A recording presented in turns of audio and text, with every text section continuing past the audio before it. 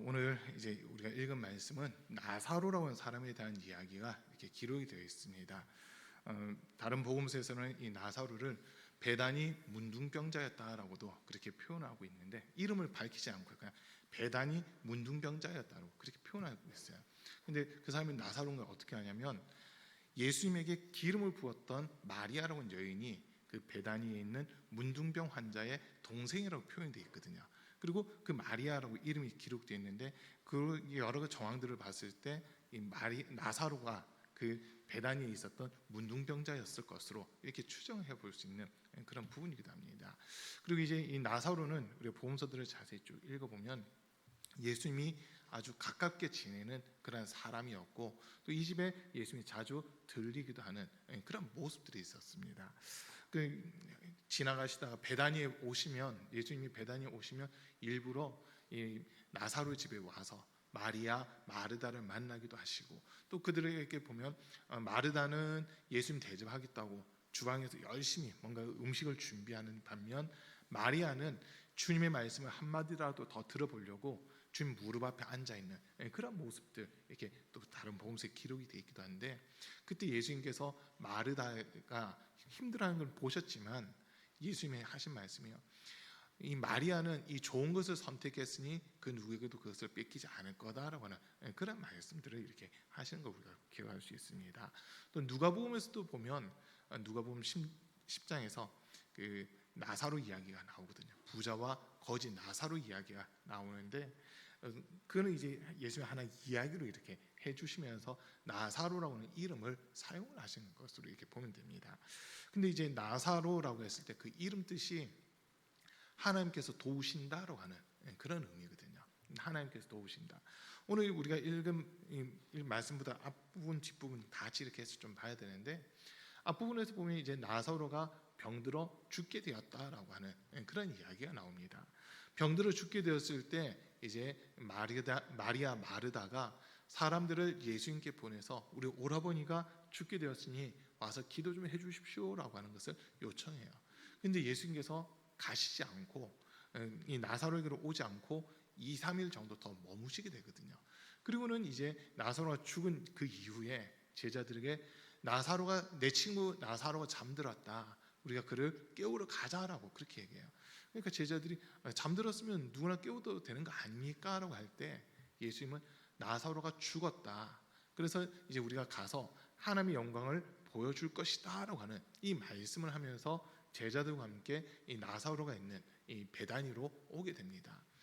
예수님이 마을 입구에 오셨을 때 마르다는 예수님이 오신다는 소식을 듣고는 예수님께 나오고, 마리아는 그냥 집에 계속 머물러 있는 이 상황인데, 마리아와 마르다 두 사람이 예수님을 만났을 때 두 사람이 똑같은 이야기를 합니다. 예수님이 여기 계셨더라면 우리 오라버니가 죽지 않았을 것입니다 라고 하는 그 이야기를 하거든요.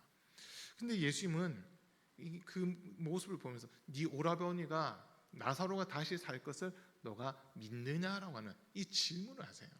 그때 이 마르다가 하는 말이요, 마지막 날에 가서 모든 사람들이 육체가 부활할 때, 살아날 때, 그때 우리 오라버니가 일어날 것을 저는 믿습니다라고 대답합니다. 근데 예수님은 지금 나사로를 살려주고 싶으시거든요. 지금 나사로를 살려주고 싶으신데, 마르다와 마리아는 예수님이 여기 계시지 않았기 때문에 우리 오라버니가 죽었습니다. 첫 번째 이 얘기하고요. 두 번째는 이 부활이라고 한 것에 대해서도 지금 당장이 아니라 마지막 날에 일어날 것, 그것만을 생각을 하고 있는 그런 모습이거든요. 그래서 지금 예수님이 마르다의 이 이야기를 듣고 사실 좀 많이 비통해 하세요. 딴 것보다 왜 비통해 하셨냐면, 나중에 마리아도 예수님 앞에 나와서 첫 마디가 예수님이 여기 계셨으면 우리 오라버니가 죽지 않았을 것입니다, 그 이야기를 하거든요. 그리고 사람들이과 같이 그 무덤으로 가자 했을 때 사람들이 웅성웅성대면서 예수님이 행하실 그 일들을 믿지도 않고 기대하지도 않다 보니까 예수님이 비통해하시는 이런 모습이 기록되어 있습니다. 이 두 가지 때문에 이제 예수님이 비통해하시는데요, 하나는 사람들의 믿음 없음 때문에 비통해하시는 거고, 또 다른 하나는 예수님이 그렇게 아끼고 가까이 했던 나사로가 어쨌든 죽었다는 것 때문에 마음 아파하시는 이런 모습들이 기록이 되어 있습니다. 근데 이제 예수님이 하시는 중요한 말씀이 뭐냐면요, 나를 믿으면 너희 오빠가 살아날 것이다, 이 말씀을 하시면서 오늘 읽은 말씀 중 25절 26절 말씀을 보면요, 예수께서 마르다에게 말씀하셨다. 나는 부활이요 생명이니 나를 믿는 사람은 죽어도 살고 살아서 나를 믿는 사람은 영원히 죽지 아니할 것이다. 내가 이것을 믿느냐라고 예수님이 질문을 하고 있습니다. 이제 금방 읽은 이 말씀도 예수님이 나는 무엇이다라고 하는 그 표현 중 한 가지거든요. 총 7가지가 나오는데 7가지 표현이 나오는데 그 중에 하나가 나는 부활이요 생명이다라고 하는 이 말씀입니다. 이 말씀 이후에 이제 한 가지 더 나오는 게 뭐냐면 예수님이 나는 길이요 진리요 생명이다라는 그 말씀이 이제 마지막이 되는데 그 전에 이제 선한 목자다라고 하는 얘기 우리가 들었었고요. 15장 가서 보면 예수님이 나는 참 포도나무다라고 하는 그 말씀을 하시고 14장에서는 길 진리 생명이다라고 하는 이 말씀들을 하시는데 이제 오늘 말씀에서는 나는 부활이요 생명이다라고 하는 이 말씀을 하고 있거든요. 우리가 성경을 쭉 읽어보면 죽었다 살아난 사람들의 이야기가 좀 많이 기록되어 있습니다. 구약시대 때 엘리야를 통해서 사르밧 과부의 아이가 죽었다가 살아났고요. 또 이제 그 엘리사를 통해서도 또 한 과부의 아이가 죽었다가 살아나는 그 일들이 기록되어 있습니다. 구약에서는 크게 한 그 2번 정도 기록이 되어 있고요. 신약에 와서 또 보면 예수님에 의해서 살아난 사람들 이야기가 몇 군데 기록되어 있는데 회당장 야이로의 딸 12살쯤 된 그 야이로의 딸이 죽었을 때 예수님이 살려주셨고요. 또 나인성 과부의 아들이 죽어서 사람들이 상녀를 메고 나갈 때 예수님이 그 상녀를 세우고는 그 과부의 아들을 살려주시는 그 이야기. 또 오늘 본문에서 나사로를 죽은 지 나흘이나 된 나사로를 살려주는 이야기가 이렇게 기록되어 있습니다.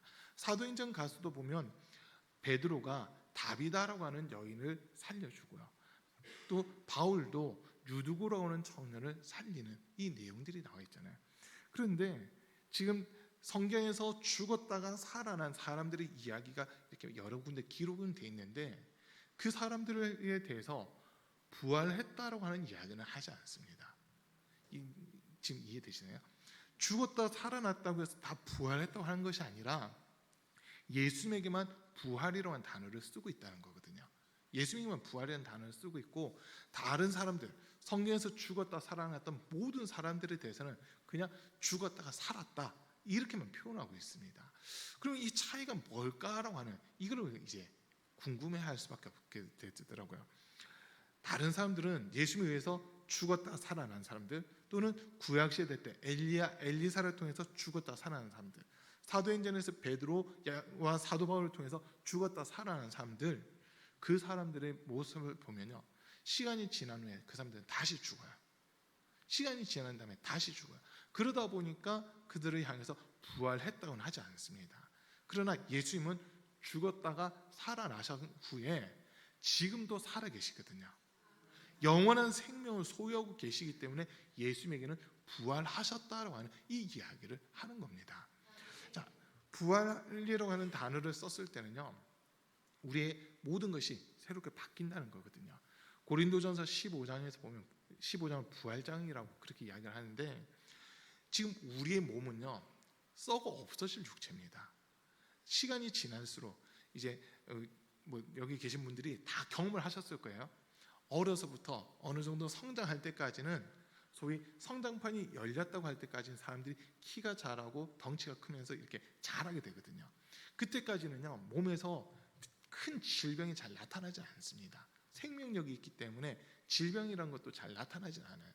뭐 감기 이런 건 있을 수 있겠지만 정말 죽을 만한 병이 어릴 때는 잘 나타나지 않거든요. 그러다가 이제 한 30대를 거치고 40대쯤 됐을 때부터 사람들이 아이고 하면서 여기저기 아프다고 하는 그 이야기들 해요. 어저께 이제 야외에 갔다 온 다음에 저녁에 이제 정리하고 가는데 박은혜 사모가 허리가 구부정해가지고 막 힘들어하더라고요. 왜 그러냐 했더니 죄송해요. 퇴행성이라고 예전부터 퇴행성 디스크를 이렇게 좀 가지고 있었거든요. 그러다 보니까 퇴행성이라는 이 말이 점점 몸이 약해진다는 거잖아요. 굳어지는 그런 거거든요. 그래서 이 한 자세로 가만히 있다 일어서면 허리가 아프다고 하는 그 얘기를 어제 좀 하더라고요. 그 모습을 보는데 20대 때는 그러지 않았거든요. 제가 결혼했을 때 20대에 저희가 결혼했는데 20대 때는 그런 소리 안 했어요. 근데 이제 40대 중반쯤 되다 보니까 아이고 막 이런 얘기들이 나오더라고요. 사람들이 이제 보면 40대가 넘어가면서요. 큰 병이 생기기도 하고 그리고 40대가 넘어가면서 여러분들 막 이마에 주름살이 아니면 눈가에 주름살이 막 생기기 시작하잖아요. 아니, 우리 김영건 사람 아직 없어요. 김영건 사람 아직 없어요. 근데 어느 정도 이렇게 사람들이 시간이 지나면서 눈가에도 주름이 생기고 목 주변에도 주름이 생기고 하는 그 모습이 있거든요. 저는 이 이마에 주름이 좀 깊게 패여가지고 이게 항상 콤플렉스예요. 근데 점점 시간이 지나면서 몸에서 칼슘도 빠져나가고 하면서 키도 줄어들고 하는 이런 부분들이 있잖아요. 그게 뭐냐면 우리 몸이 점점 사망을 향해 가고 있다는 거거든요. 죽음을 향해서 가고 있다는 거예요. 그러다 보니까 우리 몸은 결국 죽게 된다는 건데 부활했을 때는 이 썩어 없어질 육체를 벗고 신령한 몸을 입게 되는 겁니다. 저와 여러분들 천국 가시면 기대하세요. 가장 젊었을 때, 가장 아름다웠을 때 모습으로만 있게 되거든요. 천국과 지옥이 둘 다 죽지 않고 영원히 가는 곳인데 천국과 지옥에 가장 큰 차이가 있다면요. 천국에서는 저와 여러분들이 가장 건강했을 때, 가장 아름다웠을 때 모습으로 살아가고요. 지옥에 가서는 가장 고통스럽고 가장 연약한 모습으로, 가장 병들었을 때 그런 모습으로 살아간다는 거거든요. 왜냐하면 천국에는 생명이 있기 때문에 영원한 생명이신 주님이 함께하는 곳이기 때문에 그곳에서는 우리가 가장 아름다웠을 때 그 모습을 갖게 된다는 거예요. 여러분 기대하셔도 돼요. 이제는 다 천국 가실 거니까 천국에 대한 그 기대와 소망을 우리는 가지고 살아야 되는 거거든요. 자, 근데 중요한 거는 그렇게 부활했을 때는요, 우리 육체가 바뀌게 돼요. 어떻게 바뀌냐면 먼저 썩지 않을 육체가 되고요. 두 번째는 시간과 공간을 초월하는 모습이 되거든요. 요한복음 20장 말씀을 쭉 읽어보면 예수님이 부활하신 후에 제자들에게 최소한 3번 내지 4번을 나타나시거든요. 요한복음에만 보면 요한복음 20장에서만 3번, 그리고 요한복음 21장까지 하면 예수님이 4번 정도 부활하신 후에 4번 정도 제자들에게 나타나세요. 마태복음과 마가복음, 누가복음에서는 이제 예수님이 만난 사람들이 또 조금 다르게 표현은 돼 있는데 부활하신 날, 그리고 8일째 되는 날, 그 다음 또 8일째 되는 날 이렇게 해가지고 예수님이 제자들을 만나시거든요. 그 만나시는 모습들을 여기 놓고 보면 참 신기해요. 제자들은 두려워서 문을 다 걸어 잠그고 있을 때 부활하신 예수님은 그 문을 어떻게 들어왔는지 모르는데 제자들 앞에 나타나셔서 가지고 너희에게 평강이 있을지어다라고 인사를 하시거든요. 마가복음에서도 보면 엠마오로 내려간 2명의 제자들을 만나시잖아요.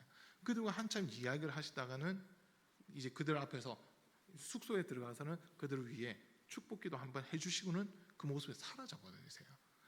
요한복음에서도 부활하신 예수님이 제자들에게 이야기하신 이후에는 또 갑자기 사라지시거든요. 갈릴리에 가서 나를 만날 것이다 뭐 이런 얘기를 하시면서 갑자기 사라지시는데 그게 부활하신 예수님은 시간과 공간을 초월하시는 그런 모습으로 우리가 이해를 할 수 있거든요. 우리 몸이 지금 우리의 몸은 썩어 없어질 몸이에요. 썩어 없어질 몸이다 보니까 시간의 제약을 받고 공간의 제약을 받을 수밖에 없지만 부활했을 때는 썩지 않을 몸, 그리고 시간과 공간도 초월할 수 있는 그런 몸으로 바뀌게 된다는 거거든요. 그래서 이 부활이라는 단어를 예수님이 쓰고 있는 겁니다. 자, 그리고 또 예수님이 자기 자신을 생명이다라고 하는 그 말씀하시잖아요. 우리가 이 땅에서 살아가면서 우리에게 죽음이라고 하는 것이 찾아오고 사망이라고 하는 것이 찾아오는 제일 큰 이유는 죄 때문이거든요. 죄의 값은 사망이다라고 로마서에서 분명 우리에게 알려주고 있고 야고보서에서도 욕심이 잉태한즉 죄를 낳고 죄가 장사한즉 사망을 낳는다라고 이렇게 표현하고 있잖아요. 죄가 우리에게 틈타고 들어왔기 때문에 죄는 우리 안에서 이제 사망이라고 하는 일을 이루어 간다는 거거든요. 근데 그 사망이 어떤 사람에게는 질병의 모습으로 시작이 되고요, 어떤 사람에게는 가난의 모습으로 시작되고, 어떤 사람에게는 저주의 모습으로 시작이 되는 겁니다. 그러다 보니까 이 땅에 사는 동안은, 우리가 이 땅에서 살아가는 동안은 한숨도 많이 쉬게 되고, 돌아보면 죽을 일이 참 많은 그런 모습이거든요. 저 여러분들 지금까지 살아오시면서 죽을 고비 몇 번씩 넘기시지 않으셨어요? 저 죽을 고비 많이 넘겼습니다. 많이, 아마 우리 성님들도 죽을 고비들 많이 넘기면서 여기까지 오셨을 거예요. 저희 아버님이 인천에서 목회하실 때, 이제 그때 제가 4살 그 무렵이었는데, 저 옥상에서 떨어졌어요. 주일 낮 예배 드리는데 옥상 기어 올라갔거든요. 그때 교회가 4층 건물이 4층인가 5층 건물이 5층인가 아무튼 꼭대기층인데, 예배 드리는 동안에 교회 나와 있어야 되니까 교회 옥상으로 올라간 거예요. 그 옥상 올라갔다가 그 슬라브 지붕 제가 어떻게 걷어내다가 떨어졌어요. 떨어졌는데 어디로 떨어지냐면 계단으로 떨어졌거든요. 옛날 계단에 보면 그 계단 끝에 쇠 징들 박혀져 있잖아요. 거기서 제가 살았다니까요. 어떻게 살았냐면, 떨어졌는데 그 계단에 쓰레기통 놔뒀어요. 쓰레기통으로 제가 떨어진 거예요. 예배 드리다 말고 우당탕 소리 나니까 어른들이 전부 다 복도로 나왔거든요. 복도 나왔는데 어떻게 했냐면, 쓰레기통에 애가 떨어졌는데 발만 올라와가지고, 머리부터 떨어지니까 발만 위로 올라가지고 발 동동동동 하고 있는 이런 모습으로 제가 있었어요.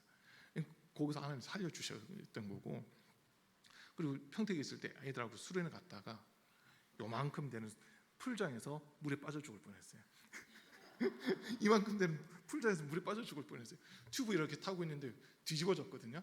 뒤집어졌는데 순간 물을 몇 모금 꽉 벌컥벌컥 맞게 되다 보니까, 아, 이렇게 사람 죽는구나 생각이 들더라고요. 그 생각이 진짜 드는 거예요. 그리고 이제 일어서려고 하는데 안 일어서져요. 이게 물에 빠진 다음에 그냥 바닥을 잡아야 되는데 몸이 옆으로도 해가지고 암만 발을 굴려도 이게 발이 안 닿는 거예요. 옆으로 해서 몸이 뱅글뱅글 돌고 있는 거예요. 그래서 물을 먹고 나니까, 아, 이렇게 사람 죽을 수도 있겠다 싶더라고요. 그 정신 바짝 차렸어요. 거기서 바닥만 닿으면 된다 생각이 해가지고 막 하는데, 바닥이 제 오른쪽에 있는 거예요. 바닥에서 제가 이만큼 떠가지고 물속에다 보니까 이만큼 떠가지고 뱅글뱅글 돌고 있는데, 팔을 내미니까 바로 밑에가 바닥인 거예요. 그 벌떡 일어났거든요. 그래서 살았어요. 여러분, 자칫 잘못하면요, 접시물에 코 빠졌어도 죽을 수 있어요. 근데 어쨌든 사람들마다 죽을 고비들은 여러 번 이렇게 넘길 수도 있는데, 살아갔다는 것은 주님 우리를 통해 할 일이 있으니까 살려주신 거거든요. 이건 분명한 겁니다. 자, 그런데 이 땅에 사는 모든 사람들이 한 번 죽고 한 번 태어나서 한 번 죽는 것은 정해져 있잖아요. 그런데 우리의 삶 속에 저주가 됐든 질병이 됐든 가난이 됐든 사망의 일을 시작하게 되는데, 그 사망의 일을 우리가 끊어야 되는 거거든요. 우리 힘으로는 끊을 수 없어요. 왜냐하면 우리는 다 죄인이기 때문에 끊을 수가 없어요. 예수님은 생명 그 자체이시고 죄가 없는 분이시기 때문에 말씀으로써 죽은 사람들을 살리시는 그 일을 하시더라라고 한 겁니다. 저와 여러분들이 육체는 쇠하여지고 육체는 약하여지고 육체는 죽음을 향해 간다 하더라도, 우리가 예수님을 영접한 순간 우리 속사람, 우리 영혼은 날마다 새로워지는 그 은혜를 경험하게 되는 겁니다. 예수님이 우리에게 오신 제일 큰 이유는 우리에게 생명 주기 위해서 오셨다는 거거든요. 근데 생명을 얻기 위해서는 반드시 해결돼야 되는 문제가 있는데, 그게 뭐냐? 죄의 문제다라고 하는 겁니다. 그래서 지금 예수님을 통해서만 우리가 생명을 얻을 수 있고, 예수님을 통해서만 죄산 받을 수 있고, 예수님을 통해서만 우리가 새롭게 될 수 있기 때문에 이 제자들에게, 또 마리아와 마르다에게 지금 찾아오신 거예요. 슬퍼하고 있어요. 힘들어하고 있어요. 괴로워하고 있어요. 그런데 예수님이 이들에게 오셔서 하신 말씀이, 네 오라버니가 다시 살아날 것을 믿느냐라고 이 질문을 하시는 거거든요. 예수님에게는 살릴 수 있는 생명이 있다는 겁니다. 예수님이 살릴 수 있는 생명이 있다는 거예요. 그렇기 때문에 우리 성도님들, 저와 여러분 속에 예수 그리스도의 생명이 있으면요, 우리는 사는 길이 열리는 겁니다. 저희가 그 용준이 이렇게 막 가졌을 때, 그때 이제 제 아내가 건강검진을 했는데 암 수치가 엄청 높게 나오는 거예요. 암 수치가. 그래서 엄청 걱정을 많이 했었거든요. 건강검진을 해야 되는데 건강검진 하면 내서 수치상 너무 높게 나오고 막 이러다 보니까 사실 겁이 많이 나더라고요. 겁이 나는 상황이었는데 그때 이제 몸도 좀 많이 아팠었고요. 그런데 그때 이제 용준이가 임신이 됐었거든요. 용준이가 임신되고 나서 사실 걱정이 많이 되더라고요. 몸이 안 좋은데 뭐 암 수치가 높다고 하는데 용준이 이 아이가 제대로 이게 있을 수 있을까라고 그런 걱정들이 있었거든요. 근데 계속 기도를 했죠. 기도하고 기도하는데 어느 순간 보니까 몸에서 그 암 수치가 점점 없어지는 거예요. 특히 용준이 태어나고 나서 다시 이렇게 검사했을 때 보니까 암 수치가 완전 사라지고 아픈 것도 이렇게 없어지는 그 모습들이 있었거든요. 그때 깨달았어요. 아, 생명을 품으니까 우리 몸에 있던 사망 권세가 떠나는구나라는 거였거든요. 여러분, 생명은 사망보다 강한 힘이 있습니다. 사람들이 생각할 때는 사망이라고 하는 것이 제일 큰 힘을 가지고 있지만 사실은 그 사망보다 생명이 더 큰 힘을 가지고 있거든요. 그래서 우리 속에 생명만 있으면요, 사망 권세는 떠날 수밖에 없다고 하는 거, 이걸 우리 인정을 하셔야 되는 겁니다. 그러면 생명이 어디서부터 오느냐 했을 때 생명은 예수님으로부터 오는 거거든요. 하나님이 처음 사람을 창조하셨을 때 천지 창조하시고 사람을 마지막 창조하시는데 흙을 빚으시고 그 코에 생기를 불어넣으시니 사람이 생령이 되었다라고 그렇게 창세기 2장에서 말씀하고 있잖아요. 저와 여러분들은 하나님의 형상대로 지으셨어요. 모양이 아니라 그 속에 생기를 불어넣었다는 거거든요. 하나님의 영이 우리와 함께 할 때 우리는 살아날 수 있고 생명을 얻을 수 있다고 하는 겁니다. 모양이 중요한 게 아니라 그 속에 영이 있느냐 없느냐, 이게 더 중요한 부분이라는 거거든요. 그래서 하나님의 영이 함께하는 사람, 성령이 함께하는 사람들은요, 항상 가는 곳마다 생명의 역사들이 나타나게끔 되어 있습니다. 로마서 8장 1절과 2절 말씀에 보면 그리스도 예수 안에 있는 사람에게는 결코 정죄함이 없나니 그리스도 예수 안에 있는 생명의 성령의 법이 죄와 사망의 법으로부터 너를 해방하였습니다라고 이렇게 우리에게 알려주고 있습니다. 예수 그리스도 안에는요, 생명의 성령의 법이 있습니다. 이거 인정되세요? 예수를 믿는 사람들에게는 생명의 역사들이 반드시 나타나게끔 되어 있습니다. 그러나 믿지 않는 사람들에게는 성령 충만하지 않다, 성령의 역사가 없다 하는 곳에는 사망의 일들만 이루어진다는 거거든요. 사망의 일들만 일어나는 거예요. 원하는 것은 우리 성도님들이 가는 곳마다 생명의 역사들이 있기를 간절히 축복합니다. 우리 교회는 예수 그리스도께서 함께 하신 교회라면 이 교회는 반드시 생명의 역사가 나타날 수밖에 없습니다. 생명이 있다는 것은 저 뒤에 아이들 보세요. 은우랑 은성이, 용준이, 은결이 이런 아이들 보면 이 아이들이 커가는 게 되게 신기하잖아요.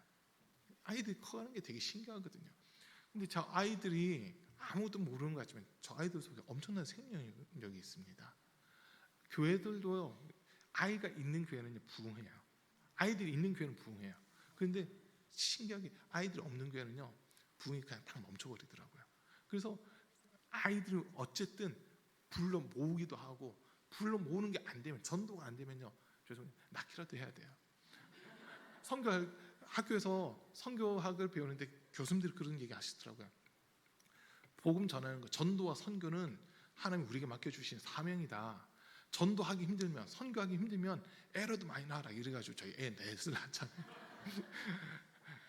근데 기독교인들이 자녀 사실 많이 낳아야 돼요. 지금 저 이슬람 같은 경우가 너무 지금 공격적으로 밀고 들어오는데, 이슬람 교회 교리는요, 일부 다처제거든요. 일부 다처제예요.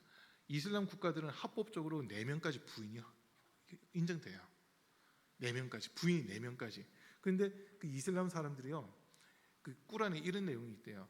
그 성전에 참여하는 사람들 있잖아요. 거룩한 전쟁이라고 불리는 그 전쟁. 그러니까 이슬람과 알라를 대적하는 이들과 싸움을 하는 그 전쟁에 참석하는 사람들은 천국에 가면 70명의 여인들이 자신을 기다리고 있대요. 그러니까 이 사람들은 목숨 걸고 전쟁을 하려고 하는 거예요. 목숨 걸고 전쟁하려고 하는 거예요. 그러니까 9.11 테러 같은 거, 9.11 테러 예전에 있었잖아요. 그 테러 일으킨 사람들은 지금 이슬람교에서 엄청난 영웅이 돼 있어요. 그 테러와 함께 그 사람들은 죽었거든요. 죽었는데 전 세계를 깜짝 놀라게 한 사건이었잖아요.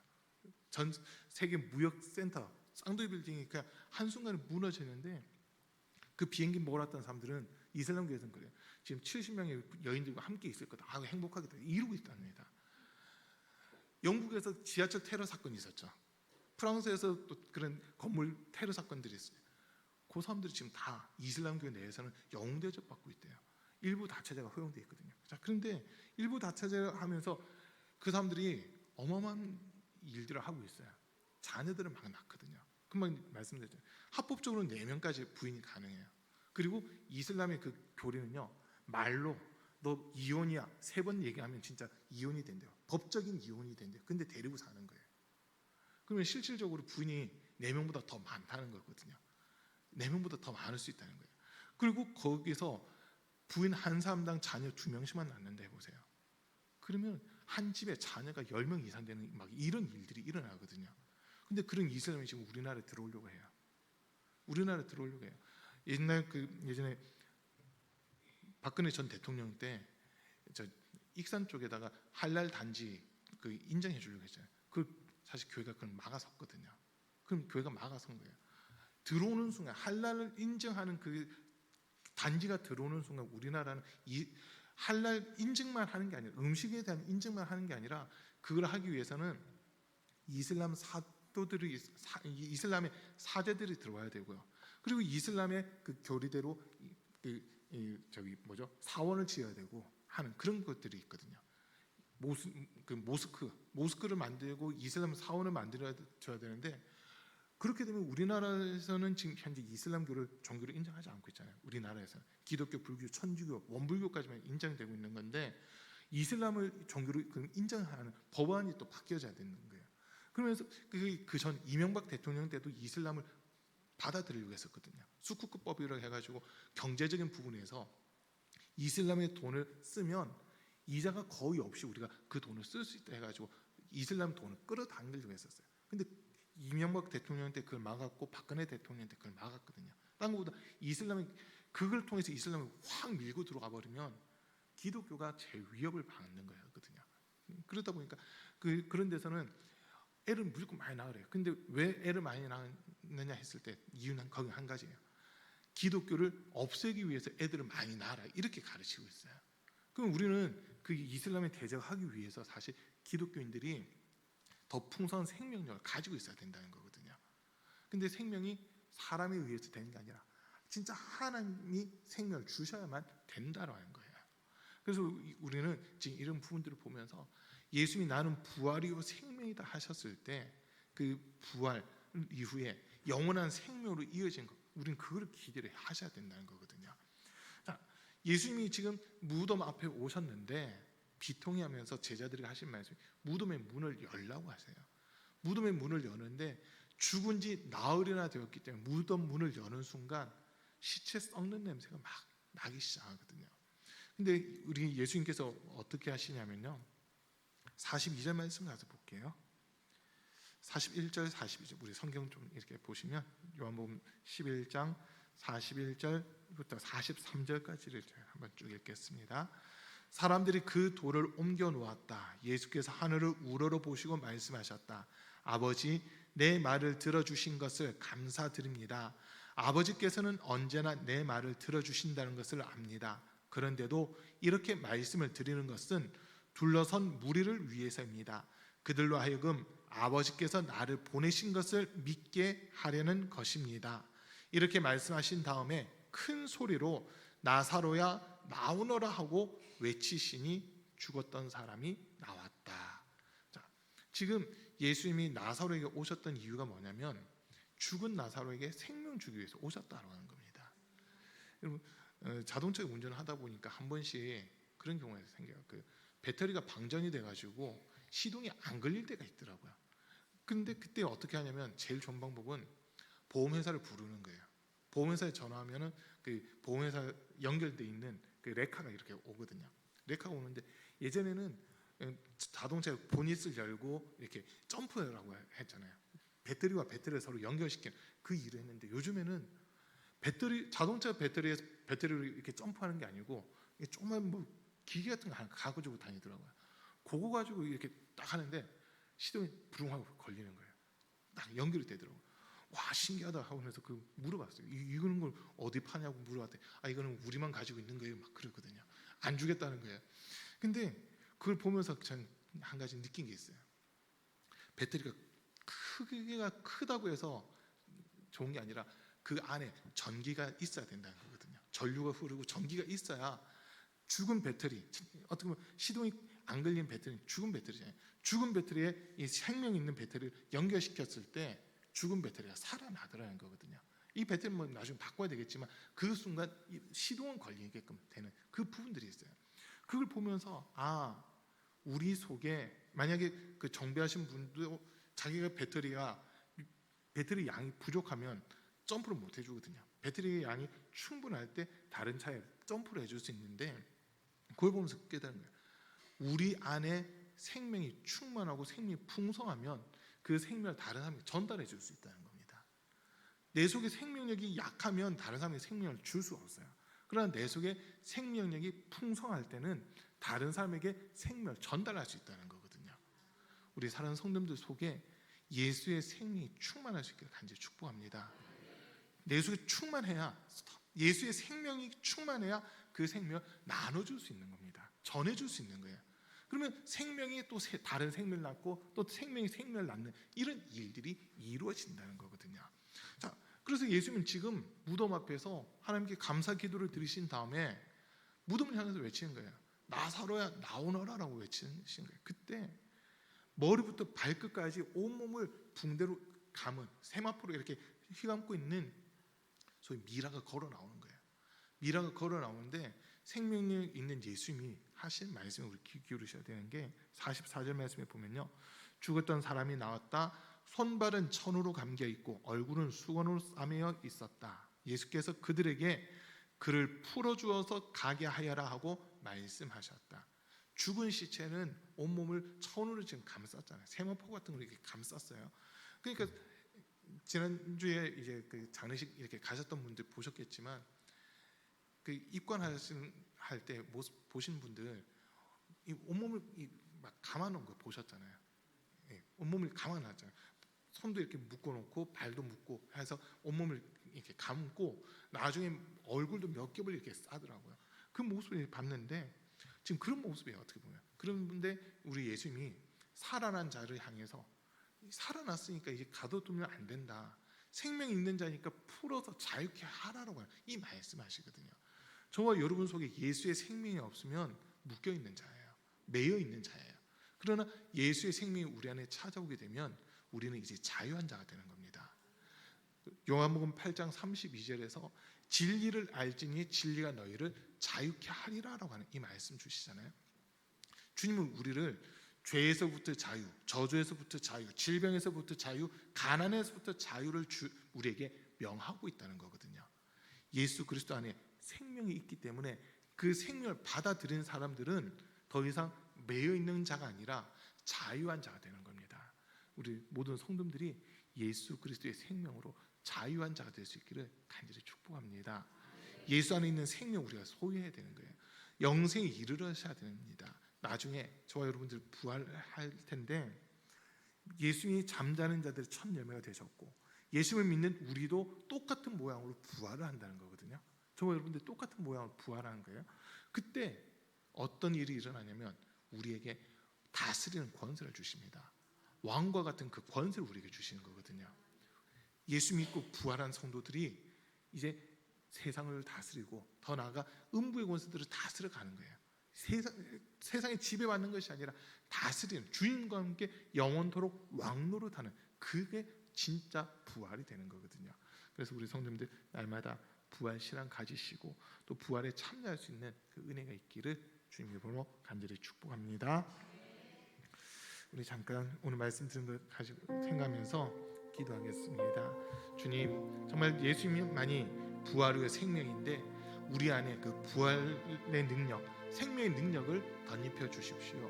예수 그리스도의 생명은 모든 사망을 이기고 또 죄를 없애는 능력이었는데 내 죄를 용서해 주시고 내게 생명 주시고 은혜 덧입혀 달라고, 정말 예수님의 그 부활에 참여할 수 있는 은혜와 믿음 덧입혀 달라고 우리 주여 세 번 부르고 잠깐 기도하겠습니다. 주여